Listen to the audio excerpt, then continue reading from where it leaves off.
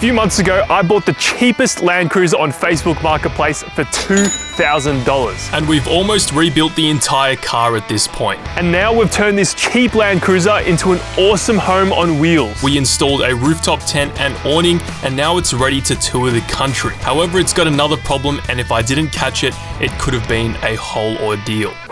What the Why is it? It's rusty in there. Yeah, that's a lot worse than I thought. So this Landcruiser has been absolutely awesome, especially after fixing it and getting it running and driving and with the modifications that we've got. But currently, I've been facing a problem that every Landcruiser owner dreads. So we're gonna head back to the shop and we're gonna show you what exactly has been going on with this car and hopefully in today, fix it again. We've been through so much with this car and it's about to get even worse, guys.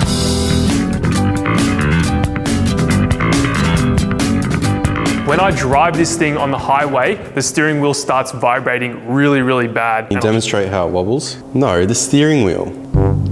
This is Rex driving along in his 80. It's fine, dude. What do you mean? It's just a wheel bounce. This problem has been getting worse over time, and I'm gonna show you what I mean. The vibration is really bad, and you can see it's not actually moving the steering at all. That's purely the bearing, so. Yeah, that's a lot worse than I thought. My swivel hubs also need a rebuild because they are leaking grease like crazy, and it wasn't doing that when I initially bought the car. Yeah, but this guy said he drove back from the Nullarbor that morning.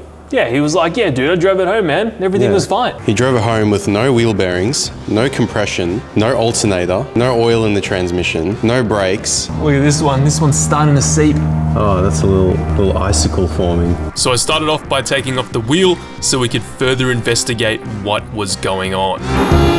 I've had to do this before on my dad's one when I exploded the CV inside and I went off-roading. With an old cruiser like this, with a leaky swivel hub, what ends up happening? The oil from the diff ends up mixing with everything in here and it's just all a mess. So do that motion one more time.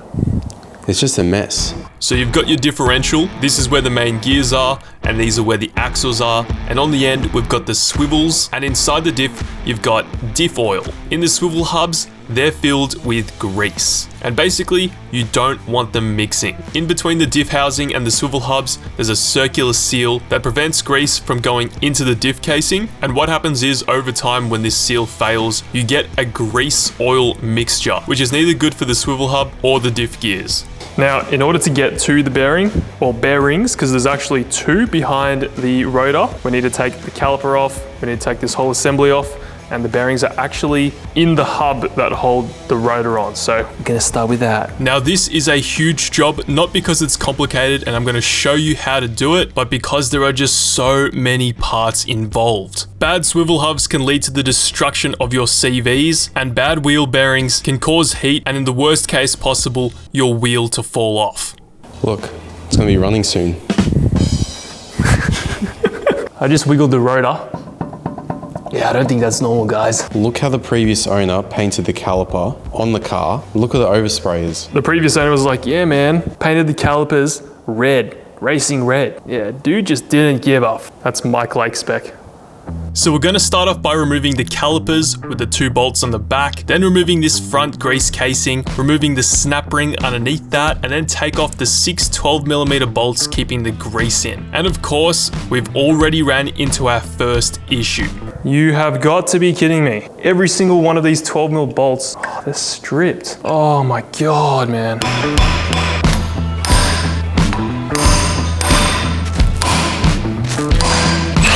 After getting all those 12 bolts out, it was finally time to start taking the wheel bearing apart. We've got this big 54mm socket in order to remove the nuts holding everything together. And this is our culprit of our wobbly wheel. Ooh. That isn't even grease at that point. That's just straight metal shavings. We can tell that there's metal in the grease because look at this, man. It's silver. Some bad geese. Yeah, this.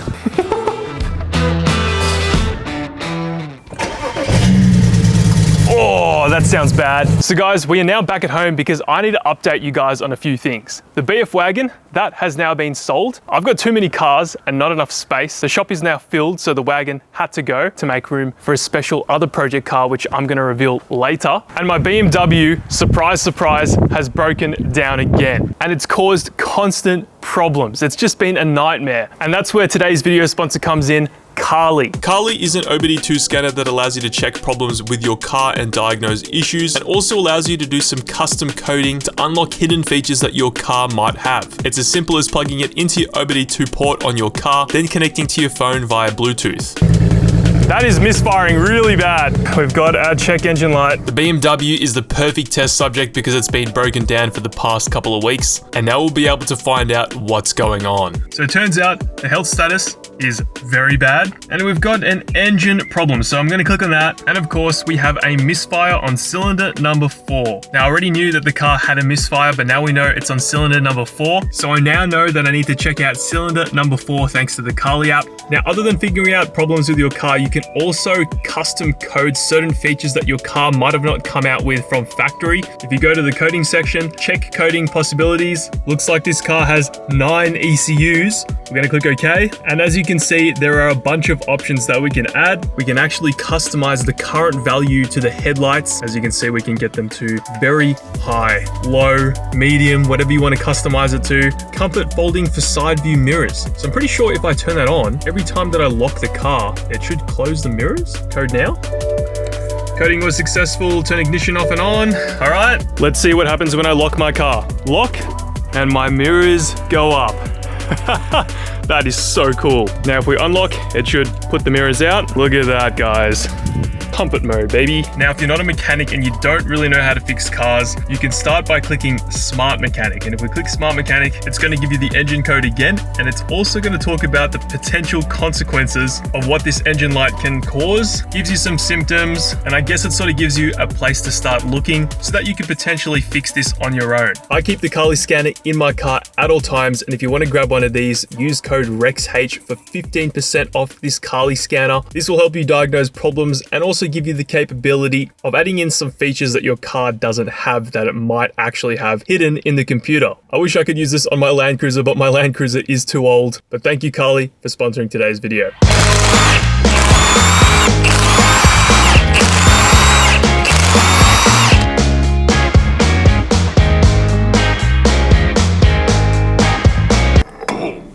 Bro, that's bad. They're completely dry. The whole thing is completely dry. For reference, this thing is supposed to be filled with grease. It's just full of gear oil, that's it. Yeah. It stinks of gear oil. Bruh. Oh, this one's tiny. That's exactly what my dad's one looked like. And do you reckon that was because of the seal? Yeah. There was clicking noises coming from the car, and now it makes sense. There's no grease in here at all. What the hell? Look at that shit. Let me see. Look at the bearing things. Bro, there's no geese. What the f? Why is it? It's rusty in there. It must have had a lot of water in it. Look in here. There is no grease. This thing's supposed to be packed full of grease. And, as Nathan said, what is there? It's rusty. My dad's one had the CV explode on the inside, and this is exactly what it looked like. It was gear oil and grease mixing together. And it looks like this green uranium waste that it was not fun to clean out. Oh, I've got a video somewhere we were draining the diff, and it was just sludge. This was like not far from doing that. But look at the little bearing on the bottom as well. It's like chewed up. Isn't it like, oh, what's that? No, that's just, oh. All right, guys, it's now the next day. The swivel hub is now apart. I've taken out all the bearings, all the race bearings as well. There you go. So the bearings, they just get smacked out. There's these little tabs right there, and there's a gap so you can actually just hammer them out. Here are all the parts. My goodness, there's our bearing. Doesn't actually look too bad. And then the other bearing, the cone bearing that sits in it, look at how rusty and crusty this grease is. This bearing doesn't actually look too bad. It looks like there's a few heat spots, but that shouldn't be a problem because I've got new ones on the way. I've just been removing the stripped studs out of the hub here. There's the hub studs. They're pretty bad. Can't use the double nut trick, so I'm using some vice grip pliers. There we go. This took a bit of time, had to remove all the broken studs. Hopefully this doesn't happen with your one. I then took out the wheel bearing seal that keeps the grease inside the bearings, and then I smacked the old race bearings out using a chisel and a hammer. I've now taken the other swivel apart. I'm gonna go and get some studs now. Hopefully the bolt company that's nearby has the correct studs and bolts.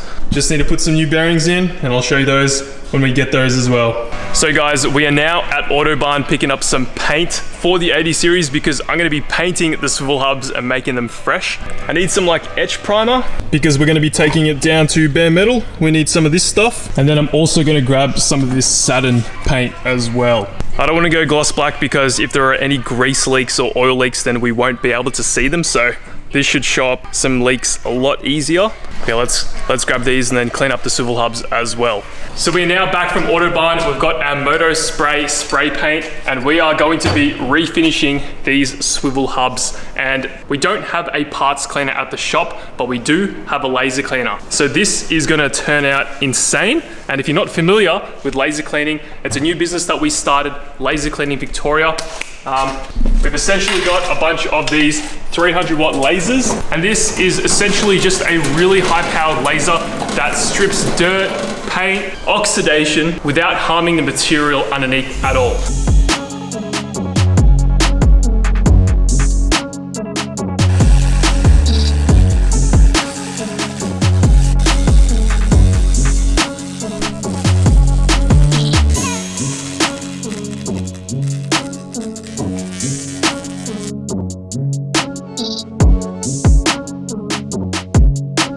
If you're after any parts being cleaned and you don't want to put in the hard work, use the wire wheel and the degreaser, then hit us up at Laser Cleaning Victoria on Instagram or Facebook and we'll clean your parts for you. So I ended up just painting everything after I lasered everything, and I lasered literally every part. So swivel hubs are painted, also lasered these and painted the lower arms as well, and then the driver's side one. Also got the top bearing holders and then the hubcap as well. Everything is now painted. And I also put the new studs and washers in, and they also came with some cone washers as well. So the studs have now been fixed on the driver's side hub. That took a lot longer than I thought. It is currently 10:49 at night. This has been going for 2 days now. Man, what a nightmare of a car. I've been keeping the bearings in the fridge upstairs. Got a fridge upstairs and a microwave now. This place is looking pretty good. The shop is currently filled with cars. The boys are all working on their cars. They're all at the back over there. Got the bearings in here, freezing up, getting nice and cool.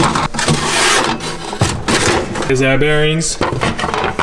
Gonna grab these two to press them into the hub. Using a special race press tool, I hammered the new bearings in. Pretty easy to do. They only go in one way. And then you need to grease the swivel hub bearings. There are 2 of these. You need to get a bunch of grease in your hand and then work that grease through by pressing the bearing down into the grease. And you want to keep doing this until grease comes out the other side. I then put the swivel hub seals on. The foam piece goes on first, the rubber seal next, and then the metal seal. And then you're able to put the swivel on with the new bearings. Look at that cut, look at that. And now we need to clean and geese up, geese, this CV. It is completely dry.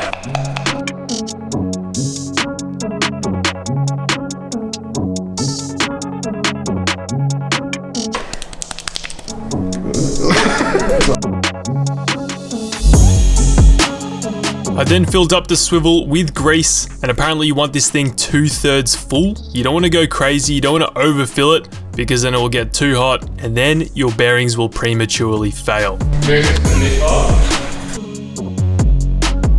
No. Oh, nah. Oh, no. Put him outside.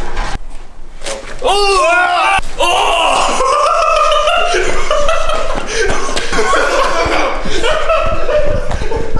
It started like grappling onto my finger. I'm like, nah, it's too much. I then put everything back together, basically do the disassembly in reverse, and then I pressed in the new race bearings into the wheel hub, and then we were good to go. It is like a bomb has gone off in here. The amount of work to rebuild these swivel hubs, to redo all the bearings and seals is unbelievable. It is now the 3rd day of doing this because I had to locate parts, and also there's just so much labor involved. Now you might have noticed that I wasn't taking too much care when doing everything on the brake rotors, and that's because we have some brand new ones. So our friends over from Protex have come on board to help finish off the Landcruiser. They've supplied us with an entire brake pad and disc set, and these ones are actually very special. Now you're probably like, Rex, how are these special? Well, they have slots in them and these are bi-directional. So you can mount them either way. You don't need to worry about putting the left side or the right side on because the slots in them can go either direction. They've been testing this on a few cars, including cars on the track. My friend Turbo Tristan's got a Honda Accord race car and a Honda Civic, and he uses these rotors on his track car and they are mint. So we're gonna put them to the test. They've also supplied us with some ultra four-wheel drive brake pads, and we do need this because of the extra weight on the car. And then of course also I want to tow, and I noticed the brakes when towing were really bad, but these are suited to four-wheel drive, so I'm keen, I'm very keen. Now I've left this until now because I do need to bolt the rotors on to the actual hub itself. They just bolt on like so, just with these little holes there. So we're gonna do that, throw them on the car, and I guess see how they go. With the new bearings, the new race bearings, and the new rotor, it was finally time to install everything. This was incredibly satisfying. Now there's a bit of a process in order to set your wheel bearings correctly. You gotta put the locking washer on, which I forgot to film, and then you put this nut on, the big 54mm nut. Then you torque that down to 43 foot-pounds, give everything a little bit of a wiggle 2 or 3 times, then back it off to hand tight, install your locking washer, then install the second nut, and then torque that down to 43 Newton meters, and then bend the tabs on the locking washer. I then installed the plate that goes over the hub with those brand new studs and brand new bolts, and then I installed our brand new four-wheel drive Protex brake pads. And these just slot in place, and luckily are very easy to install on the Landcruiser.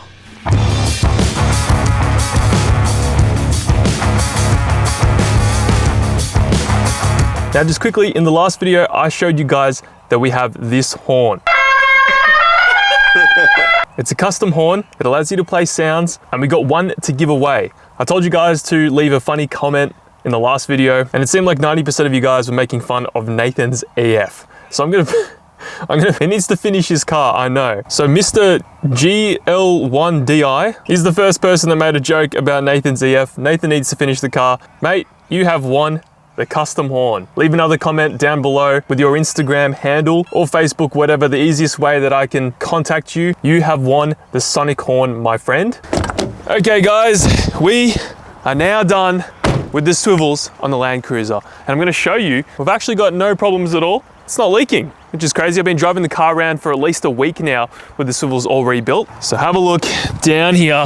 Oh, the lighting's bad, but check that out guys. Dry swivels. It's just a little bit moist because it is obviously wet around our area right now. Let me try to get a close-up of that. There you go. Remember how bad that was? Remember how much oil and grease was coming out of that? It's all now freshly painted and looking sweet. So the car's now driving really good.